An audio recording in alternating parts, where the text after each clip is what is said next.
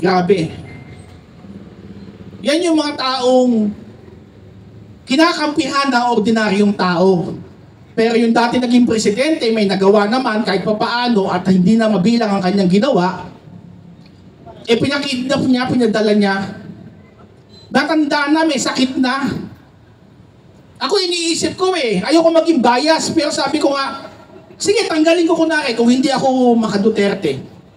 Pero mali pa din Tingnan nyo nga pag tumatayo yung matanda, umuuga na minsan. Umuuga na. Yung nga sa MRT, ginagamit nila yung pagka-senior nila Kalakas-lakas pa, gusto makaupo sila Sa pila, ganun din, sasabihan ka, senior ako. Yung mukha naman mukhang, 40 lang. Ito nakikita mo, may sakit na. Pinakidnap pa. Tama po ba yan? Maynila. 1 month? Fuck. 1 month na ba? No, I'm almost 1 month here, to be precise. Now, today is October 11, and first and foremost, I would like to take this opportunity before I start my speech. Tomorrow, dito tayo sa Raha Sulaiman, 2 p.m. By 10 p.m., pupunta tayo sa pinakamagandang bahay sa Forbes Park, sa Buendia Exit.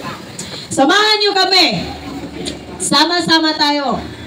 I do not care about your political colors. I do not care about your political affiliation. Basta wag lang kayong magdadala ng bato at kung ano-ano. Okay? Dahil ako ang kakaladkad sa inyo. Malinaw? Okay, I'll take that as a yes. Now, I would like to clarify, ang pamilya namin sa Cebu, kami po ay full support sa candidacy ni Bongbong Marcos. Kami po ay nagpalabas ng pera para ikampanya ang unit team, Bongbong and Sara Duterte tandem. Ang pamilya po namin ay hindi mayaman, pero kusang loob po kaming nagsuporta, gumawa ng mga tarpaulin, gumawa ng mga flyers, kumausap ng aming mga elders, sa aming pamilya, sa aming purok, at sa aming barangay. Dahil sa paniniwala at dahil sa pananalig ng mga pangako ng continuity. Yun lang. We are not a Marcos loyalist. We are not a Duterte loyalist. We just know one thing. The leadership that we experienced during the time of the Duterte administration has set the bar really high for what kind of leadership and governance the Filipino should deserve. Kaya buong puso po kaming sumuporta sa UNITEM. Buong campaign period kaming nagkampanya sa mga barangay, sa mga syudad, sa social media, sa mga kaibigan at sa mga kakilala, sa TikTok. Ako naman po, I wasn't born during the Marcos era. I learned a new word today. Sabi ni Park, nasa tambod pa kami ng tatay namin. Ano? Tamod. So, I thought tamod is similar to salaula or something like that. And I just realized today na it's a bastos word pala. So, yeah. During the Marcos era, nasa tamod pa kami ng tatay namin. Yes, we do have history. But, ako naman kasi, naniniwala na ang kasalanan ng tatay ay hindi kasalanan ng anak. Pero si Marcos, isa lang ang napatunayan niya. Kasalanan ng tatay, kasalanan din ng anak. Kung magnanakaw ang tatay, mas magnanakaw pala ang anak. Kung demonyo ang tatay, mas demonyo ang anak. Now, during the first few months, let's walk. I'll walk you through from the campaign period to to the time na nanalo si Bongbong Marcos, when Bongbong Marcos won the presidency, nagpa-catering ang pamilya namin to celebrate the new administration because of the promise of the fucking continuity. Masaya kaming nagdiwang dahil nanalo si Bongbong Marcos. First few months, meron na kaming naririnig na ganito, ganyan, Maharlika funds, ganito, ganyan, rumors ng pagnanakaw, incompetence, and I was like, you know, we were just gaslighting ourselves. It's just a few months. You know, who are we to judge? Ang daming problema sa Pilipinas. Hindi madali maging presidente, hindi madali maging isang leader ng isang bansa na watak-watak, literally and figuratively. So yeah, hinayaan namin, we give it a chance, umasa kami na, you know, in the coming few months, he would come around and he would perform. Unfortunately, patong ang kabobohan ng putang inang bogo nga presidente. First interview that really caught my attention, Baguio. He was meeting with his staff and he told the staff, anong gagawin natin? Putang ina, you hold and you serve the highest position in the Republic of the Philippines and you fucking do not know any basic prepared, pre-planned contingency plan when it comes to calamity na hindi naman bago dahil taon-taong binabaha at binabagyo ang Pilipinas. Okay, maybe you just woke up tired, I do not know. And then another thing came, and another thing, and another thing, and another thing. Then came the expose of the former President Rodrigo Duterte. He came up with a list. Now, ang ingay-ingay natin sa 500 billion flood control projects. It is just the tip of the iceberg. Kailangan nating i-remind ang ating mga sarili, it's not just about the fucking 500 billion flood control project. Let me go through the specifics again. PhilHealth funds, 89 billion. Kung hindi lang sila na-stop ng Supreme Court, they could have taken the entire money from the Filipino people. GSIS, PDIC, funds from the AFP. Nagbenta ba ng mga gold reserve? Alam nyo ba ang normal na ginagawa ng ibang bansa? They are stocking and they are hoarding gold reserves. Kasi, for one reason, one very important reason, that will be your backup for your country's currency. Yan ang backup ng pera, ng value ng pera ng bansa nyo. Pero itong putang inang si Marcos, binenta. Nakaw dito, nakaw doon, nakaw again, nakaw today, nakaw tomorrow.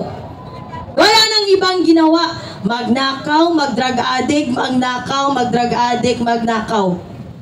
Ngayon, kung wala tayong gagawin, hindi lang ang bukas nyo ang mananakaw, pati ang mga pangarap nyo, pati ang bukas ng mga magiging apo nyo, at pati ang magiging buhay ng mga anak nyo.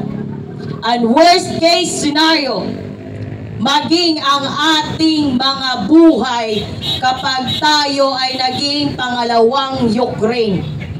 Kaya tumaya na tayo. Itodo na nato.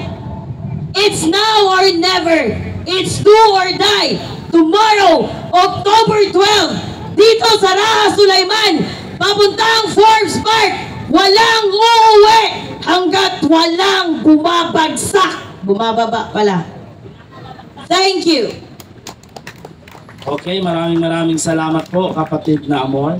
Ngayon naman, pakinggan po natin ang ating susunod na magsasalita ay walang iba kung hindi si Engineer Morgan Sai.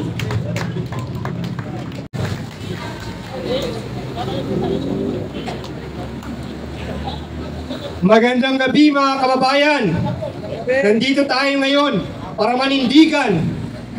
Ang laban natin ngayon ay laban ng taong bayan. Laban para sa katarungan. Laban para sa pananagutan. Laban para ikulong ang mga sangkot sa korupsyon na patuloy na sumasakal sa ating bansa. Hanggang kailan tayo mananahimik? Kaya't ang pananawagan natin ay malinaw. Ito ay laban ng sambayan ng Pilipino, laban sa katiwalian at sa korupsyon. Mga kababayan, kung gusto natin ang kaayusan, magsimula tayo sa pananagutan. Pananagutan ng mga korap sa taong bayan. Ang tama ay tama at ang mali ay mali. Ang tanging panig natin ay ang panig ng katotohanan ng bayan. Naniniwala ako, may pag-asa pa ang Pilipinas. Basta't may mga Pilipinong handang lumaban para sa tama. Hindi tayo pagod sa pag-asa. Hindi tayo takot sa katotohanan. At habang may kabataang Pilipino na naniniwala sa tapat na pamumuno, hindi kailanman mapapatay ang apoy ng pagbabago. Ang sigaw ng damdamin ng bawat mamamayan ay bahagi ng demokrasya. Pananagutan, katarungan, kulungan, yan ang ating pinaglalaban. Sabay-sabay natin sigaw, i-kulong na yan, mga kurakot, i-kulong na yan, mga kurakot, i-kulong na yan, mga kurakot, i-kulong na yan, mga kurakot. Maraming salamat, mabuhay ang Pilipinas!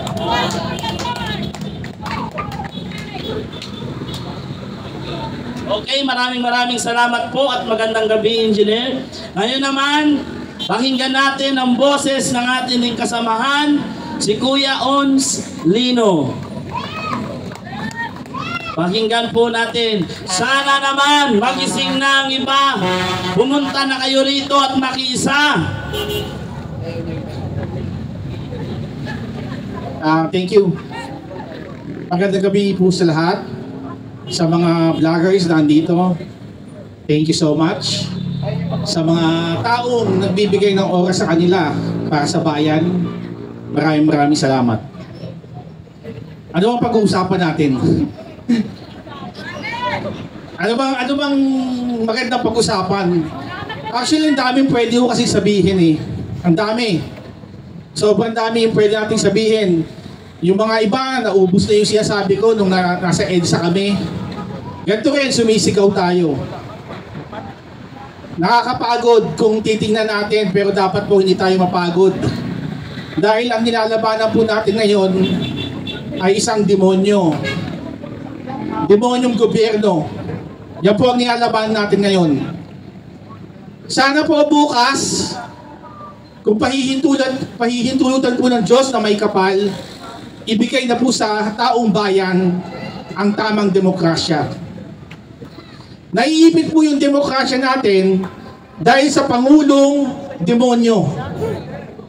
Bakit ko po ba nasabi? Hindi po tao ang ating presidente. Kahit po makarating sa kanya to, hindi po siya tao. Saan ka makakakita ang tao na tayo, pag sumasakay ng MRT, pag merong senior citizen, kahit saan pila po, sa Mercury Drug, kahit saan, masyado natin pinaprioritize sa mga matatanda, ang senior.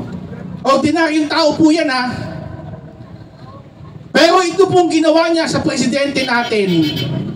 Kung marunong po kayo mag-isip, kahit hindi ka Duterte, mapadilawan ka, mapaano ka man, pero kung meron kang Diyos sa puso mo, hindi niya gagawin nyo sa isang matanda. Bakit po ba?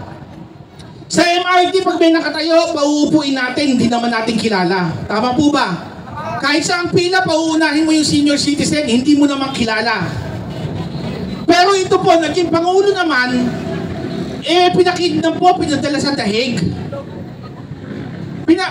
Imagine nyo, yung tatay niya, ang dami ho naging presidente ng bansa, hindi nagawang ipalibing ng kahit na sinong presidente, hindi nagawa. Pero ito pong demonyong Bongbong Marcos, putang ina mo! Ako po hindi nagmumura eh. First time ko nagmura. Nakakagalit po kasi. Sobra. Sa lahat po ng tao, ang ayaw ko yung demonyong tao. Biruin nyo matanda na, pinakidnap pa. Sobra, bilang Pinoy, napakagalang po natin sa matanda. Sinira po nitong Bongbong Marcos na to, putang ina ka talaga. Sinira mo. Pinalibing yung tatay mo na walang nakagawa, pero ang ginawa mo, doon sa nagpalibing sa tatay mo, papatayin mo doon sa dahig. Mga kababayan, huwag na po natin paabutin na may mangyari sa dating presidenteng Rodrigo Roa Duterte. Bukas po sana magkaisa tayo, anumang kulay mo, sana labanan po natin ang katiwalian sa gobyerno. Nakakaawa. Yung taong pinadala nila sa dahig, nagtaas ng dignidad ng mga pulis na nakatayo dyan sa tabi. Nagtaas ng dignidad sa Armed Forces of the Philippines. Pinataas ang sweldo ninyo. Pero hindi natin naprotektahan, hindi nyo naprotektahan ng dating presidente. Tao po ba tayo? Nangingibabaw po sa atin ang kasamaan sa gobyerno ngayon. Pero marami po sa atin, katulad ng mga nagdadaan ng sasakyan, kontento lang sa araw-araw na buhay. Ang katwiran nila, kumakain naman kami tatlong beses sa isang araw, sapat na. Ang Pilipino hanggang hindi nasasaktan, hindi dumudugo ang puso, hindi lumalaban. Kailangan mo ba natin masaktan maigi? Kailangan mo masaktan natin ang susunod na henerasyon? Yang sundalo, yang pulis, tumaas ang dignity nyo nung si President Duterte nang naupo. Bakit ko nasabi? Yung mga kaibigan kong galit sa pulis, niyayakap nila ang mga pulis. Masyado silang proud. Dahil nung nakaupo ang dating presidente, visible po ang mga pulis sa kalsada. Kami man po nakaramdam ng safetyness sa kalsada. Sa lugar namin, sa Pasay, pagbabalaki ko, yung Pasay na yan, na maraming adik, naging safe po ang Pasay. Yung mga takot umuwi sa gabi, nakakauwi ng gabi. Dahil nakaupo ay panatag sila. Dahil ang mga pulis nung time na yon, naging anghel. Ang mga sundalo nung time na yon, naging anghel. Ngayon, hindi natin lalahatin dahil marami ko mga kabrad na mga pulis. Pero sa nangyayari ngayon, nalalahat kayo. Masakit man tanggapin, nalalahat po kayo. Pati ang kasundaluhan, walang ginagawa. Bakit? Dahil sa binibigay ni Martin Romualdez na pera sa mismong puno ng kasundaluhan. Tama ba yan? Dahil lang sa pera, pinagpapalit ninyo ang dignity ninyo. Kung ngayon man makalusot kayo, hindi kayo makakalusot sa hatol ng Diyos sa darating na panahon. Tandaan nyo yan. Maraming mga tao na naniniwala na may Diyos. Maraming tao na naniniwala na may Diyos hanggang paniwala lang. Pero kung yan po isa sa puso natin, itatagos natin sa kaluluwa natin, hindi po tayo papanig sa kasamaan. Nakakaawa po yung bansa natin. Hindi po ako tumatayo dito para manggulo o para para po sa susunod na henerasyon. Mali pa po yung anak ko. Ang dami na pong utang natin, patong-patong na, trilyon na. Nawala po yung gold reserve, ni hindi mapaliwanag ng ating presidente kung saan napunta. Bilyon-bilyon po ang flood control ngayon ni staff nila. Tama ba yan? Lahat na lang po hudas eh. Nakukuha na, tinutumbok na, malapit na, nasa pintuan na ng Malacanang. yung pag-iimbestiga. Sumulpot lang yung Marines, yung ex-Marines, na kabaro ng mga kapulisan, kabaro ng mga men in uniform. Pasalamat nga kayo, mayroon kayong men in uniform na matapang, tumindig. Sumulpot na, bigla, maya-maya lang pinahinto na. Sino ho nagpahinto?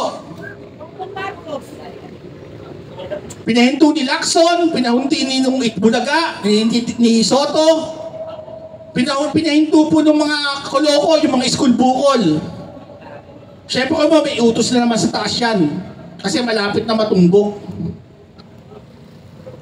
Minsan, pag nagbabasa po ako sa social media, may mga tumatawa po pagka nag-aaya ng rally. Sabi ko, ano ba itong mga tao ito natatawa? Bakit to? Kasi ayaw nila maupo si BP Inday Sara.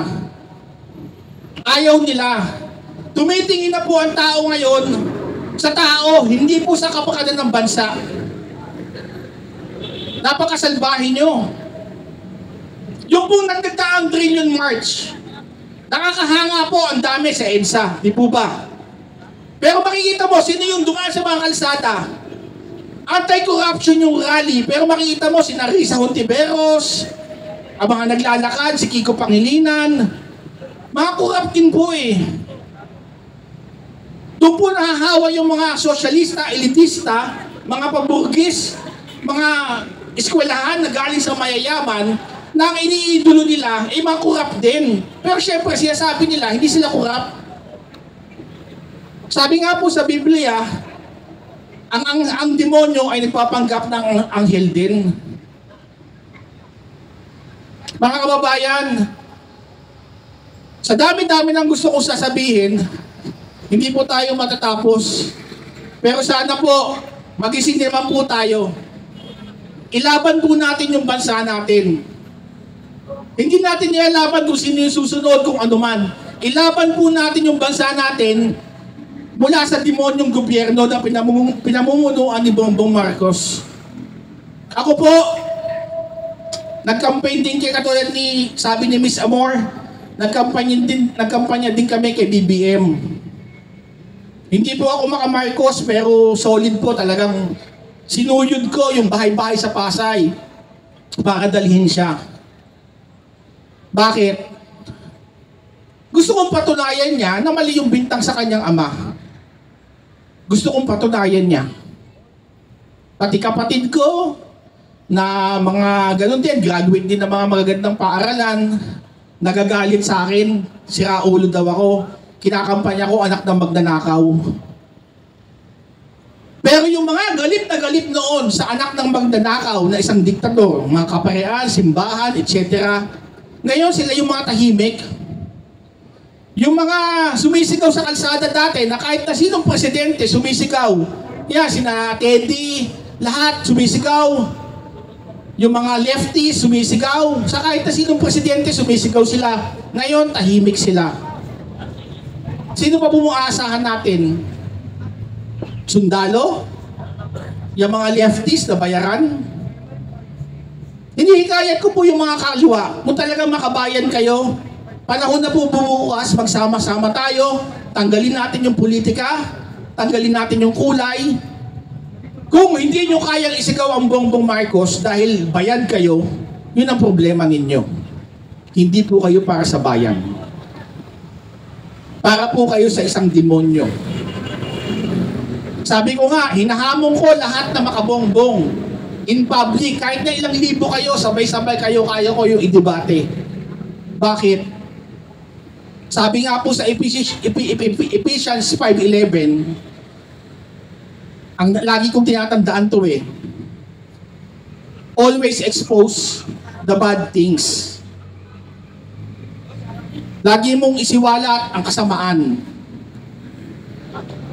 Lagi mong sabihin ng katotohanan kahit na mag-isa ka na lang tumatayo. Sana po bukas, Diyos ko, kung pahihintulutan mo, ibigay niyo po sa amin. Ibigay niyo po sa amin. Kahit na konti man kami. Alam niyo, mapaghimala ang Diyos eh. Kahit naman konti tayo, kung talagang para sa atin yan. Sobra na po. Sabi ko nga, hubarin lang ni Mr. Bongbong Marcos eh. Maliit ako, hubarin lang niya yung barong niya. Hubarin lang niya yung pagka-presidente niya, suntukan kami. Maganti ko lang yung buong bansa. Kahit ngayon po, huwag niyong gamitin yung pagka-presidente niyo. Suntukan tayo dito. Suntukan tayo, Mr. Bongbong Marcos. Grabe ka eh. Grabe ang kasamaan mo. Grabe. Grabe. Yan yung mga taong kinakampihan ng ordinaryong tao. Pero yung dati naging presidente, may nagawa naman kahit papaano at hindi na mabilang ang kanyang ginawa, eh pinakidnap niya, pinadala niya. Natanda na, may sakit na. Ako iniisip ko eh, ayoko maging bias, pero sabi ko nga, sige, tanggalin ko kunwari kung hindi ako maka-Duterte. Pero mali pa din eh. Tingnan nyo nga pag tumatayo yung matanda, umuuga na minsan. Umuuga na. Yung nga sa MRT, ginagamit nila yung pagka-senior nila eh. Kalakas-lakas pa, gusto makaupo sila eh. Sa pila, ganun din, sasabihan ka, senior ako. Eh yung mukha naman mukhang ano lang, 40 lang. Eh ito nakikita mo, may sakit na. Pinakidnap pa. Tama po ba yan? Nasaan ang pag-iisip natin? Nasaan?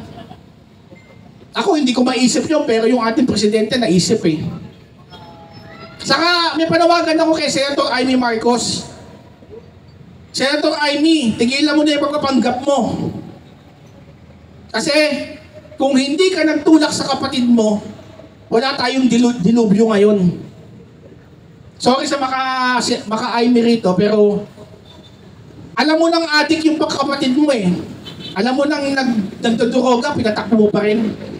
Tapos ngayon, yung mga drama mo na, kesyo, bakit si Boying, bakit si ganyan?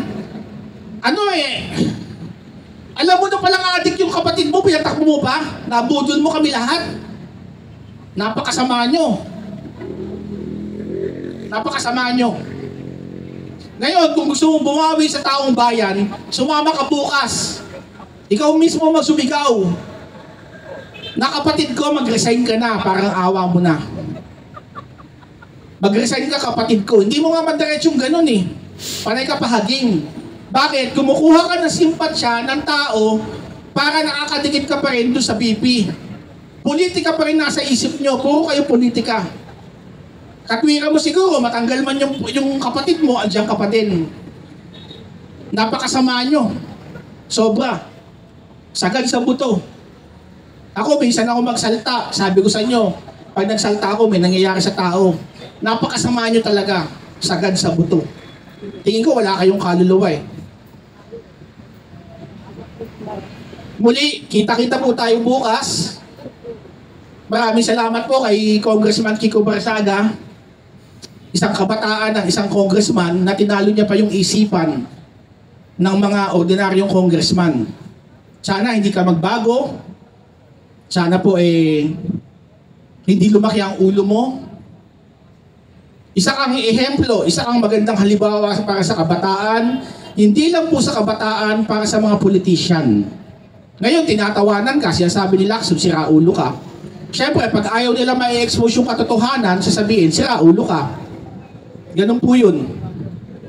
Kong, salamat po. Nabubuhayan yung sambayanan dahil sa'yo. Salamat. Kay Mayor Magalong, kaibigan po natin yan. Mayor, kung nakikinig ka, Sir BJ, yung city admin niya, kaibigan natin. Mabuhay po kayo. Sana yung mga lumalaban sa katotohanan, sa bayan, huwag pababayaan ng Diyos. Protektahan kayo ng Diyos. Huwag lang pong pera-pera ang iisipin natin. Meron dyan, pupunta lang sa rally dahil sa pera, huwag yung ganon. Pumunta kayo dahil sa Diyos, dahil sa bayan. Kasi hodang ano man yan, umuulan man yan, laban po tayo. Pasalamatan natin lahat ng mga naging inspirasyon natin. Kay Toby Chanco, Sir, maraming salamat, saludo. Mayor Magalong, Kiko Barsaga, kay Mama Bing, Rowena Gualson, mga taong isang halimbawa para lumakas ang loob natin. Maraming po salamat at muli sa lahat, sa Diyos po, maraming salamat.